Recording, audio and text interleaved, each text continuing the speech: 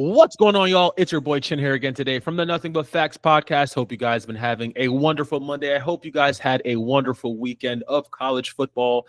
We had a lot of great games. Today, we're going to break those games down, give you my reaction, tell you how I feel.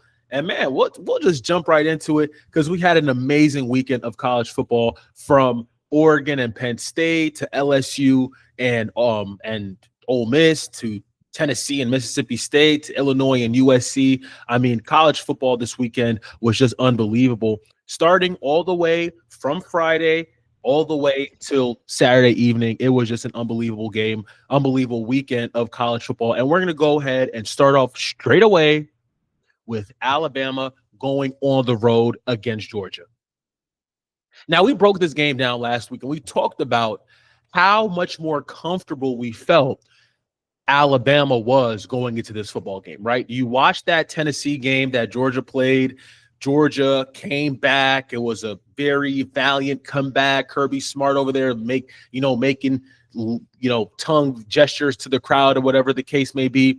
But leaving that game, you still thought to yourself, man, Georgia gave up a lot of explosive plays, man. Georgia gave up a lot of explosive plays. Georgia really – their offense was somewhat inconsistent. And I know they came back down 24-14 and all those things, but you watched Gunnar Stockton and then you watched Ty Simpson over the last 3 weeks, and the difference was there. It was a night and day difference, right? Kirby Smart called Ty Simpson the hottest quarterback in the country. That's what he called him. He said he's the hottest quarterback in the country. He's the hottest quarterback in college football, and Ty Simpson played like that. Ty Simpson played like that. The first half was unreal. The way Bama played in that first half was what we are accustomed to seeing Alabama football.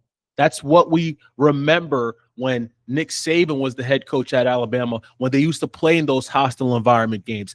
This type of poise, this type of control, this type of demeanor, this is what we remember in the Nick Saban era. And it sort of feels like DeBoer and his guys are finally carving out the team that they want, right? Over the last year and a half, the talk has been this team is not prepared. The penalties. Do we have the right coaching staff? Is DeBoer, strong enough? Is he hard enough on his guys? We've heard so many different things about Kalen DeBoer, but Saturday felt different. Saturday felt a lot different going into that atmosphere, going into the teeth of SEC country and just dominating, I think was so impressive. And Ty Simpson has to be the talk of the town. Ty Simpson was unbelievable in that game on Saturday. His poise, his control, how he was throwing the football. He should have had 3 touchdowns if Ryan Williams didn't drop a wide open touchdown pass. Right? This guy is truly becoming one of the best quarterbacks in college football. And Ryan Grubb is a cheat code. Having Ryan Grubb as your offensive coordinator is a cheat code. You want to hear the craziest stat of the night? You want to see the craziest stat of the night, y'all? Right there on third down. That, to me, is the craziest statistic of the night. 13 of 19 on third down. 13 of 19 on third down, and Georgia was 2 of 8. That's the ball game right there.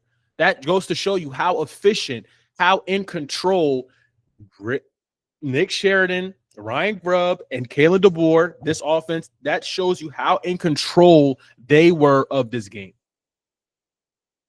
Not once did I felt Alabama was going to fret in this game. Not one time did I feel as if that, I know last year we saw Alabama had a big lead and then Georgia, I didn't feel that electricity that I felt last year. And it's funny because if you watch Georgia football, if you follow the program closely, you know that they rehauled their wide receiver room for this game.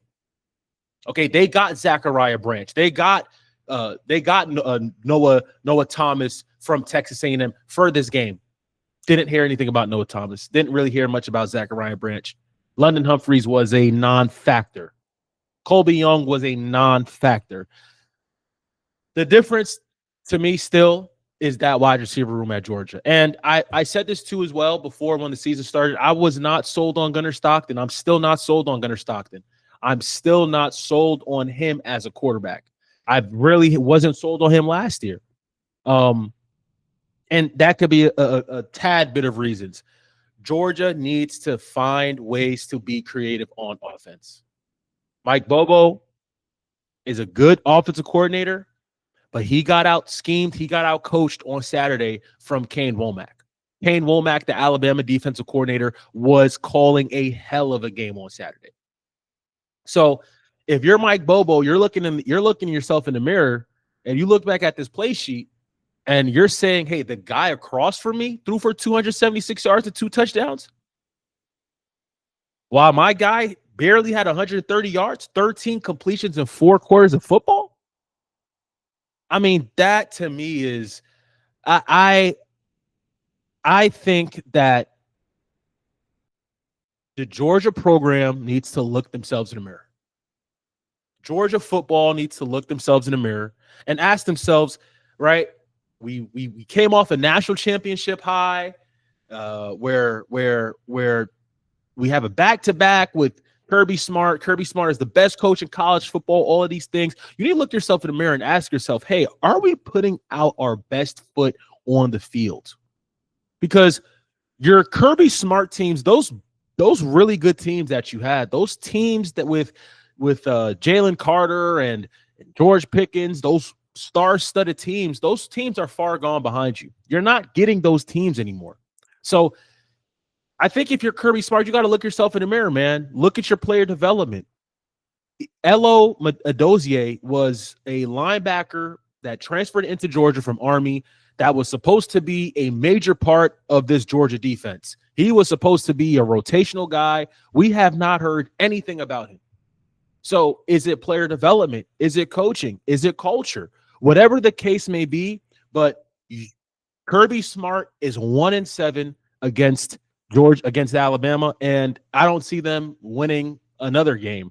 I don't see them winning 2 years from now because they're going to have Keelan Russell. Keelan Russell should be the starter at Alabama in the next 2.5 years. So we'll see what happens. Great win for Alabama. Another test on Saturday against Vanderbilt. Georgia, hey, maybe we'll see what happens after this loss, because I know what happened when Alabama lost to Florida State week 1. Alabama turned the tide. They took things more personal and played their best football. They're playing really high football. I wonder what happens to Georgia after they lose. What do they do? How do they respond? What type of fight back are they going to give to us? What do we see from this Georgia football team moving forward? I think those are all questions we'll see, and we'll see what happens.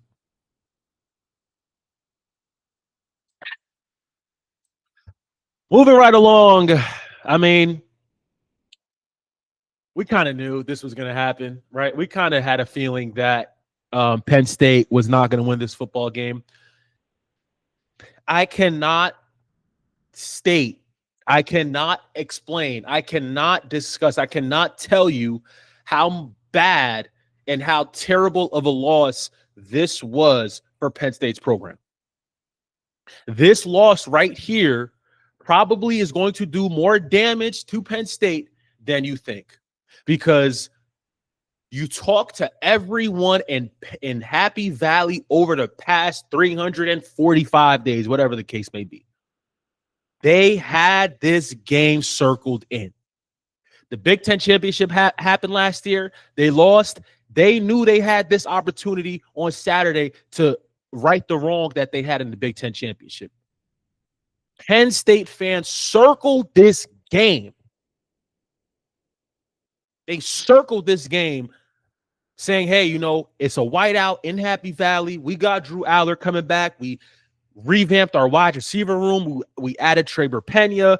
Devontae Ross is doing his thing. And we also added Kyron Hudson from USC. Cole Nicky, year 2 in the offense. We should be good. Explosivity, da-da-da-da-da. And we're here sitting at the same results.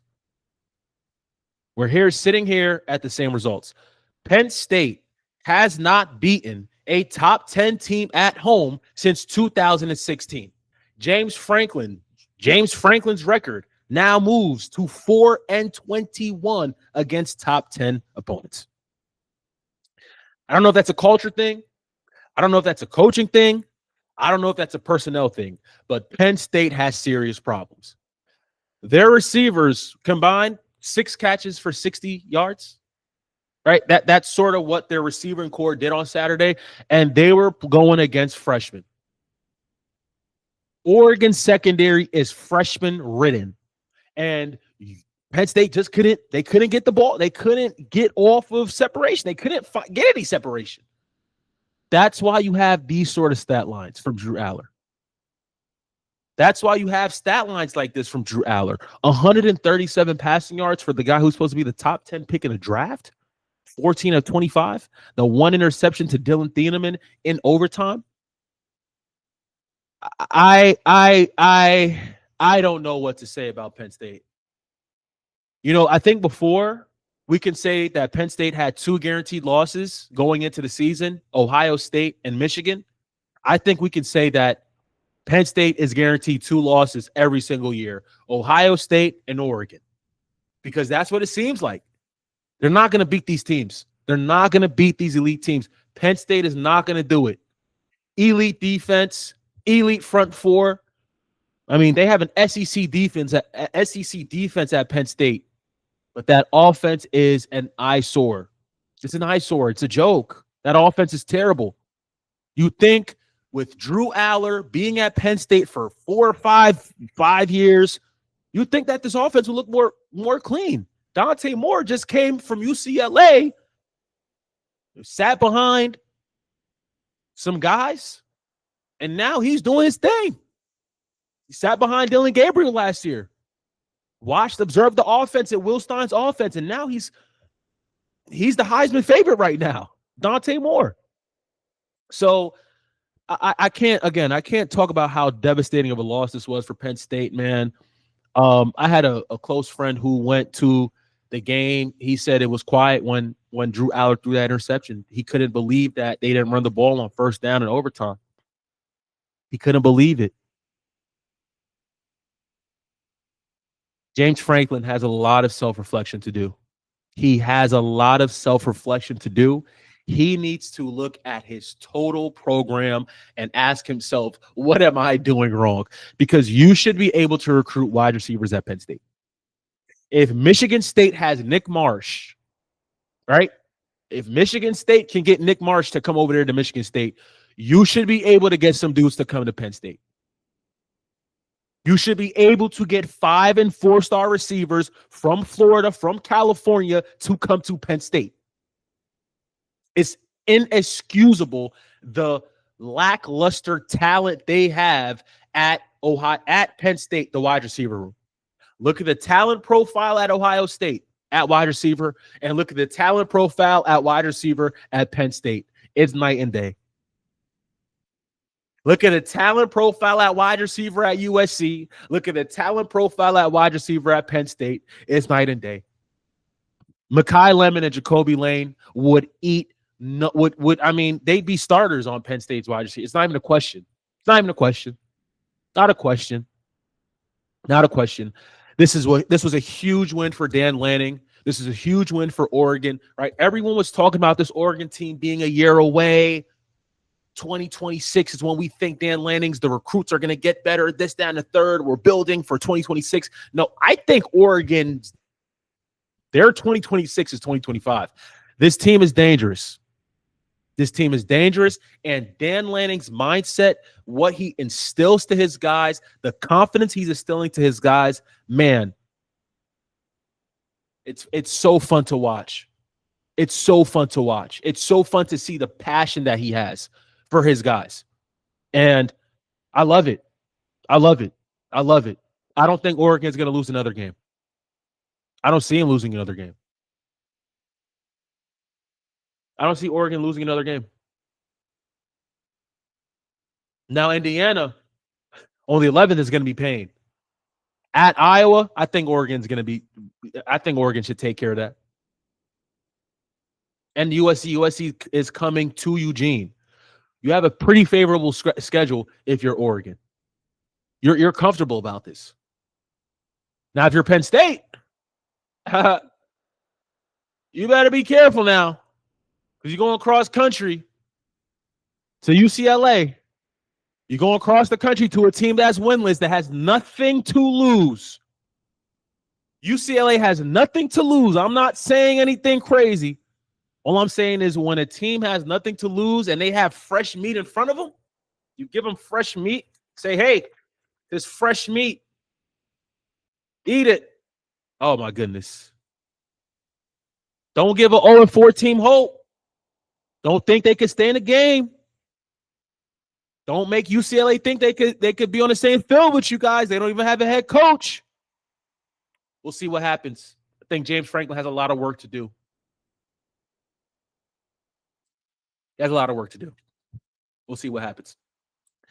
In the other world, Notre Dame absolutely dog-walked Arkansas, beat the brakes off of Arkansas, beat Arkansas so bad that Arkansas ended up firing Sam Pittman, their head coach. I could not have been more impressed by Notre Dame.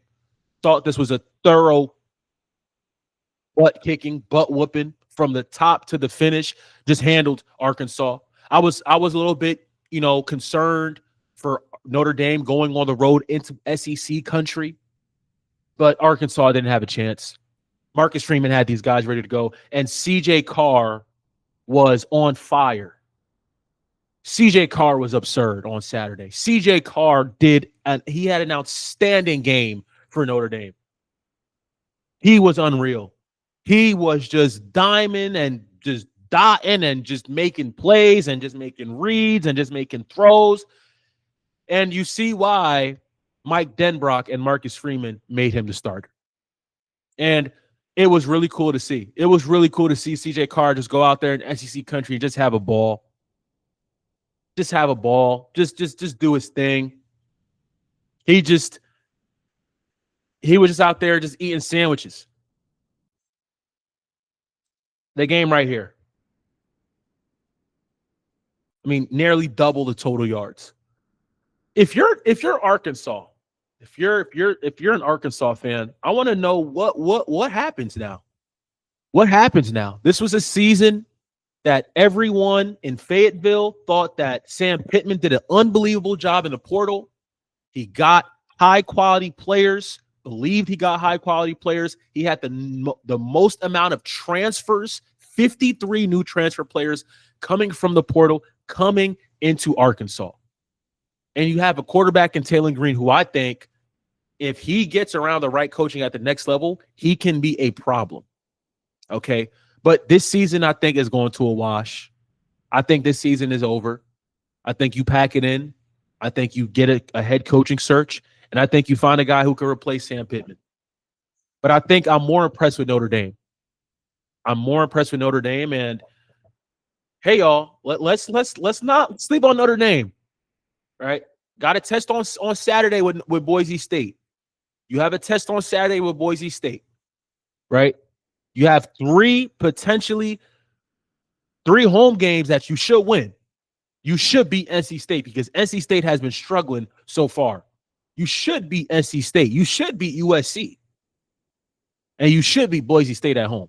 So what happens if Notre Dame we're looking at a 5-2 Notre Dame football team going against Navy, 6-2, going against Pitt, 8-2, going against Syracuse, 9-2, going against Stanford, 10-2. I mean, are we going to keep a 10-2 Notre Dame team out of the playoffs? I mean, that's long term. That's long term. But I really like how Notre Dame is trending. 56 points back-to-back weeks. That says the offense is clicking. That says Mike Denbrock is in CJ Carr's air. That says that things are turning around in the right direction. Those are all things you want to see. And shout out to Marcus Freeman. Shout out to his staff for not losing focus. They could have easily mailed it in. They could have easily been distracted. All the noise, all the talk, blah, blah, blah, blah, blah. They went into Fayetteville and just handed it, served them a hot spanking L. Shout out Marcus Freeman and his guys. In the last game, we're going to talk about Illinois finding a way to beat USC at home. This was a major Big Ten conference game. Illinois, I thought, 2 weeks ago, getting blown out the water by Indiana. Everyone expected Illinois to respond back, especially being at home. Everyone expected them to fight back, and that's what I expected Illinois to do, and that's what they did, right? The one key thing in this game, the one play that changed this game was the Wayman Jordan turnover. Okay, that fumble that Wayman Jordan had in the first quarter was the football game. I need you to understand from this score, USC was going to score on that drive. The way they were moving the ball, the way that they were getting the first downs, the way Jada Mayaba was moving that offense, they were going to score. But Wayman Jordan fumbled, and that sort of, gave Illinois the life that they needed. So I think this is a really impressive win by Illinois. After getting, blown out, you come at home and you find a way to get it done against a USC team who has been really explosive, right? Makai Lemon had himself a day, 11 catches, 160-something yards. Jacoby Lane is still trying to get back. He's hurt, right? Still trying to get back. But I think if you're USC, you can look back at this game and say, hey, man, we left 2 or 3 plays out there. We left 2 or 3 plays out there, and I think that they could be easily corrected, easily fixed. You can easily fix some of the things if you're USC in this game, right? This is a really good team. I think this is a talented football team. I still think that they have, really good players. I really like Jada Mayava, right? The way Wayman Jordan runs the football is really, really impressive. I like this team. I think USC is a solid football team, but I think Illinois was just the better team that day. That Illinois defense was physical. They brought it to them. And I just thought when I was hearing, the talks of when I hear the talks of Lincoln Riley talking about, early kickoff starts and, teams are, they're playing a game at 9 a.m. Pacific. Well, that's what you get for going to the Big Ten. Right, that's what you get for leaving the Pacific Conference to play a team in Central Time Zone. You're gonna play out of your time. So I mean, hey, I think it was an unbelievable showing for Illinois, and we'll see what happens. I think Illinois still, they are going to be in the race for the Big Ten championship. You go on a road against Purdue, and then you get Ohio State at home. So we'll see what happens. Still a lot of football to be played, but great weekend of college football. We're going to be breaking down some more games, more reactions of week 5. Stay tuned. Keep liking, keep commenting, keep sharing. Love you guys. God bless. Peace.